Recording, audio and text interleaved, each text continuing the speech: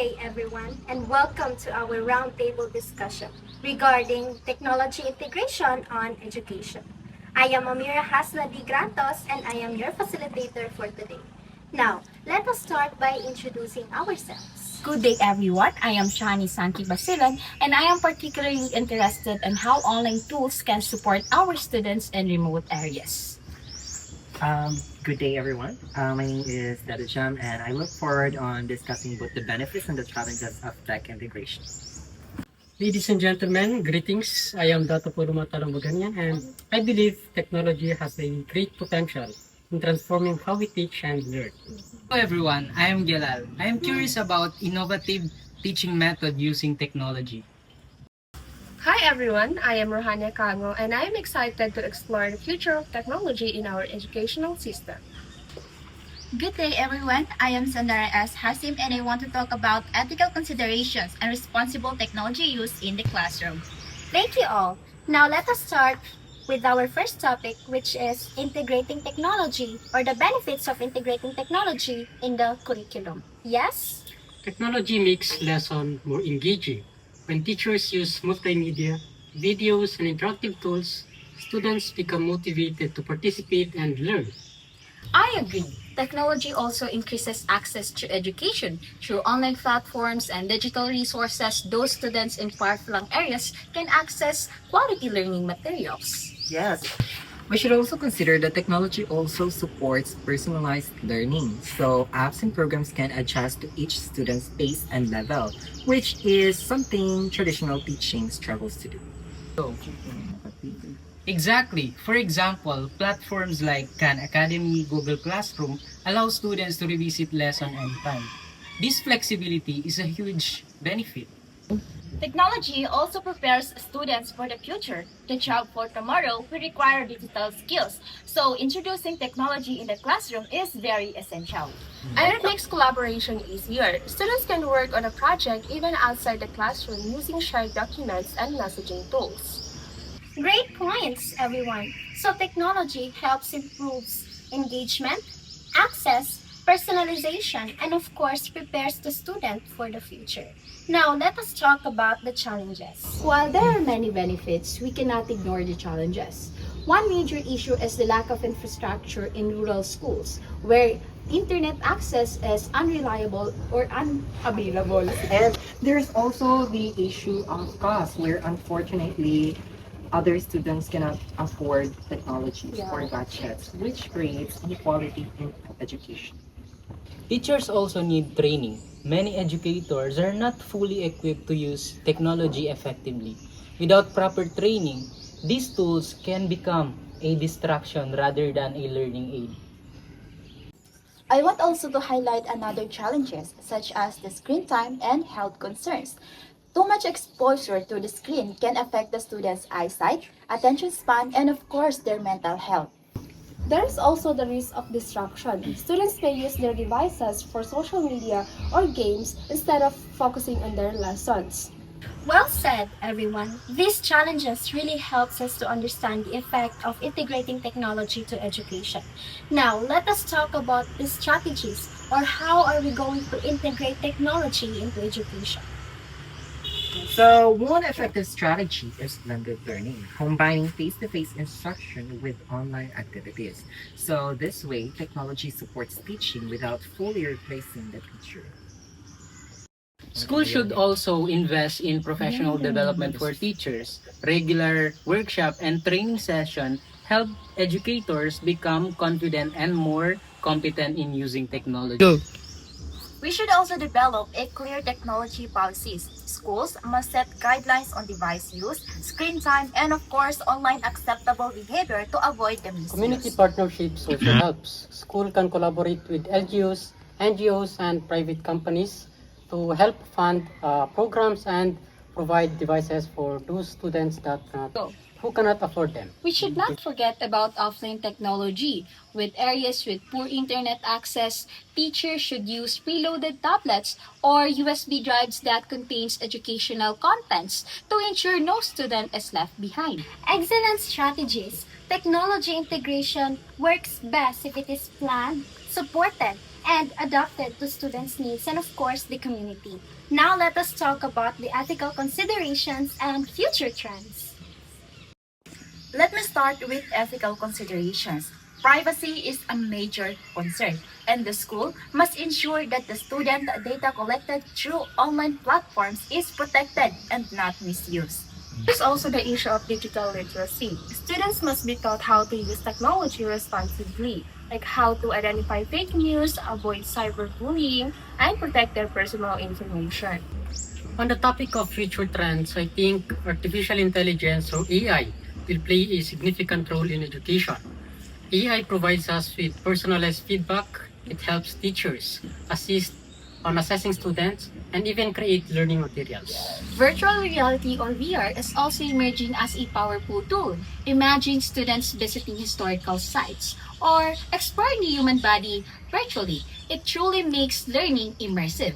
Yes, and oh my god, the gamification is also an exciting trend because it can make lessons into games, which adds motivation for the students. And then this gamification can turn lessons from complex to simple to understand. The use of learning analytics is also growing. Schools can use data to track their performance, identify their learning gaps, and adjust instruction accordingly.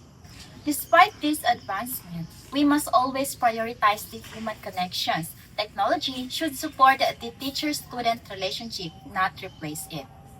Very insightful ethical considerations, everyone. Thank you. Indeed, as technology evolves, so must our ways on how are we going to use it in education.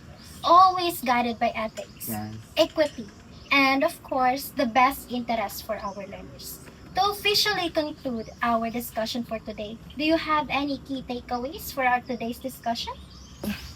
My takeaway is that technology is a powerful tool for improving student participation and access to education, but it must be used with purpose and proper guidance. For me, equity is the most important concern. I believe that there's no student should left behind because of lack of resources. Technology policies are a must. Yes. For me, I really believe that teacher training is the backbone for successful tech integration because even the best tools are useless without skilled and confident teachers. My takeaway is that technology should complement, not replace, traditional teaching. The best approach is a balance between digital and human interaction. Ethical responsibility stands out for me. As we embrace the technology, we should help our students how to navigate the digital world safely and responsibly.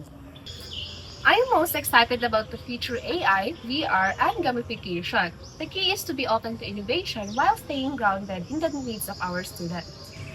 Thank you so much, everyone, for the rich and meaningful discussion today.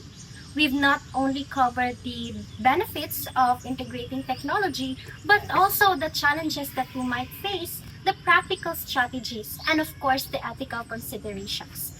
It is pretty clear that technology integration is not just a trend, but a necessity.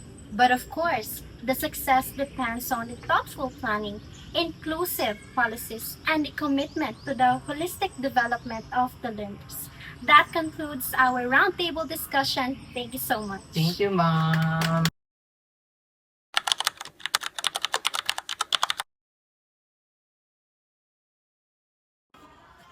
Good day, everyone, and Good welcome to the part 2 of our roundtable discussion. Yes. Again, I am Amira Hasnadi Grantos and I am your facilitator for today's discussion. So, in our last discussion, we talked about the benefits, the challenges, and of course, the ethical considerations regarding to the integration of technology and education.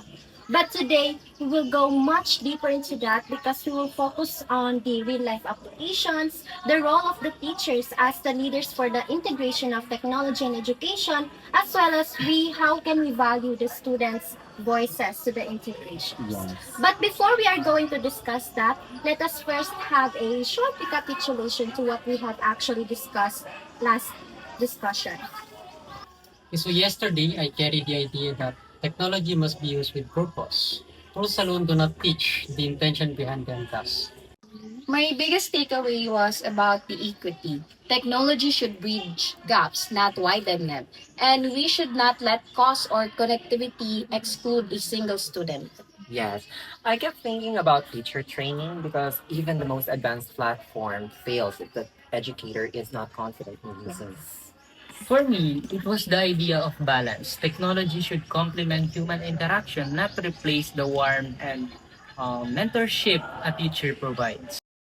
I reflected most on ethics and digital literacy. Teaching students how to navigate the internet is just as important as how we teach students about academics. Yes. I'm still excited about the future trends like AI, VR, and gamification. But now, I also think about sustainability. How do you keep this in long term?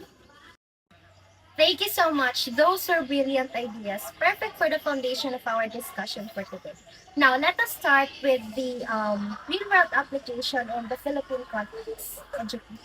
I want to start by acknowledging that the Philippines has a very unique circumstances. We are an archipelago. We have thousands of mountains and a lot of them are remote. The DepEd or the Department of Education has been implementing a digital resources, but the implementation varies from one region to another. Yes, and that is very true. In places like Metro Manila, that is an urban place, so students there have access to high-speed internet, tablets, and e-learning apps. But in provinces like Lano del Sur, a single laboratory computer room is shared by hundreds of students is already considered a luxury, and that is very sad for me. This is why programs like the DepEd Commons and the Learning Resources Management and Development Systems or LRMDS are so important. These platforms provide free, downloadable learning materials that teachers can use even without internet access in the classroom, as long as they download the materials ahead of time. I also want to mention the experience during the COVID-19, where schools around the world were forced to shift to distance learning. And some schools use modules, and some schools also use online learning. So, although it was far from the perfect, it shows that the digital assisted learning or education can be or can work without those perfect type of education. The pandemic also revealed just how many students did not have an access to a device or stable internet access. So, according to a report, a lot of students have dropped out during that period because of that barrier. So, this is why we can actually separate technology integration from infrastructure investment. On a more positive note, the experience also produced creative solutions. Some teachers recorded video lessons on their phone and sent them via group chats. Others used radio broadcasting to reach students in mountainous areas. These homegrown solutions shows the resourcefulness and dedication of Filipino educators. And that resourcefulness must be celebrated and supported. The government, the private sector, and civil society must work together to sustain and expand these efforts, not just in times of crisis, but as part of a long-term educational strategy. Excellent ideas, everyone. It is clear that technology integration in the Philippines is not one size fits all. It must be context sensitive, locally grounded, and driven by the needs of the students. Now, let us talk about one of the most critical actors in this process, the teachers. I want to begin by challenging a common assumption that younger teachers are automatically better at using technology. Experience in the classroom still matters deeply. What we need is not just digital nativity, but digital pedagogy, knowing how to teach effectively with technology. Completely agree. A teacher can know how to use a social media platforms but still not know how to use it meaningfully in a lesson. Digital pedagogy means being intentional, choosing the right tool for the right learning objective, and being able to adapt when the technology fails. Professional development must therefore go beyond basic computer skills. Teachers need training in curriculum design with technology, online assessment, and of course, digital classroom management, Yes. and even basic troubleshooting. A teacher who can resolve a simple Wi-Fi issue or projector problem saves valuable instructional time. Schools should also cultivate a culture of sharing. When one teacher discovers a useful tool or an effective lesson using technology, that knowledge should be shared with the rest of the faculty through mentoring, peer coaching, or faculty learning communities. And administrators plays a huge role here. School heads who themselves embrace technology send a strong message to their teachers. Leadership, by example, is powerful. When the principal uses a digital platform to communicate with parents who manage school-related digitally, it normalizes technology use in the school environment. Teachers also need to feel psychologically safe to Yes. experiment and sometimes fail. If teachers fear judgment when trying a new approach with technology, they will never innovate. School must create space for trial, reflection, and improvement, a culture of growth, not perfection. And there's also the matter of workload. So many teachers are overwhelmed with administrative tasks. So we cannot expect the teachers to master technology at a short period of time. Incentivizing innovation helps. When teachers who successfully integrate technology are recognized, whether through awards, promotions, or simply public acknowledgement, it motivates others to follow. At the end of the day, the teacher is not just a facilitator of technology. The teacher is a technology leader. They model responsible use, encourage critical thinking, and ensure that digital learning remains centered on the student. What a rich discussion, everyone. Indeed, that the students are not only the recipient of technology, but they are also co-creators of the educational experience. Let us carry that insight into our next section where we will work together on a collaborative action plan. Now comes the most important part of our discussion, turning insight into action. Each of us will suggest one concrete, actionable step that schools, teachers, or policymakers can take to better integrate technology and education. Let us make this practical and realistic. My action point is for every school to conduct an annual technology readiness assessment, a survey that maps out the available devices, internet connectivity, teacher skills, and student access.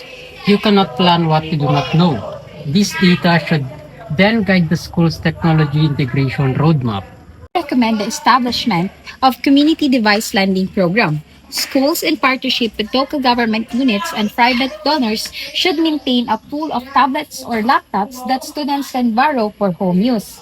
This directly addresses the device gap and ensures that learning continues outside the classroom.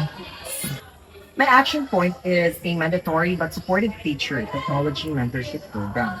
Each school should pair less tech-savvy teachers with more confident digital educators, not to judge, but to learn together. Monthly peer sharing sessions where teachers demonstrate a tech-enhanced lesson can build a culture of collaborative growth. I propose the creation of Student Technology Council in every school. This is a student body whose role is to give feedback on digital tools used in school, propose improvements, and lead digital literacy awareness campaigns for their fellow students. Giving students a formal voice builds leadership and investment in the process.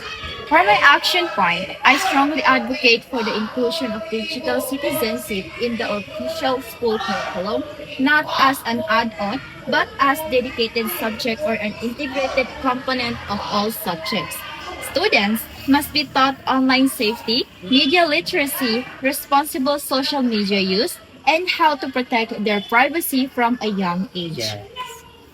Action point is for that and the Commission on Higher Education or CHED to develop a national fund for educational technology innovation. This fund would support pilot programs, research on emerging tools, and scaling up of successful local innovations. The best ideas should not stay local. They should spread nationwide. Thank you guys. These are all excellent, concrete, and impactful recommendations. Together, they address assessment, access, professional development, student voice, digital citizenship, and policy, a truly comprehensive approach to technology integration. Technology is only as powerful as the intention behind it. Let us always ask, who does this serve and how does it help them grow? When that question guides our decisions, technology becomes a true force for good in education. No student should be left at margins because of what they do not have. Technology must be integrated with equity. Our goal is not just to modernize schools, but of course to make every child in this country to have fair chances to learn. And teachers are the bridge between technology and real learning. Now, let us invest with teachers, support them, and trust them. Now, because when the teachers thrive, the students also thrive, and that is the foundation of what we discussed. Balance will always be my guiding word. Balance between digital and human. Balance between innovation and tradition. Balance between preparing students for the future and honoring the wisdom of the past. Technology, used wisely, makes that balance possible. We live in a world where information is everywhere, but wisdom is rare. Our job in education, with or without technology, is to help students to think critically, act ethically, and of course, teach them how to care for everyone in a world connected. The future is already here. AI, VR, adaptive learning. These are not distant dreams. They are tools available to us now. The question is not whether to embrace them, but how. With careful planning, inclusive design, and a heart for learners, we can make technology truly transformative. Thank you so much, guys, again, with the meaningful and rich discussion regarding technology integration on education. It is true that we should not only focus on the students, but we should also help the teachers to improve the curriculum using technology. Once again, that concludes our discussion regarding technology integration in education. Rise, everyone, and let's clap with ourselves. I love this chapter.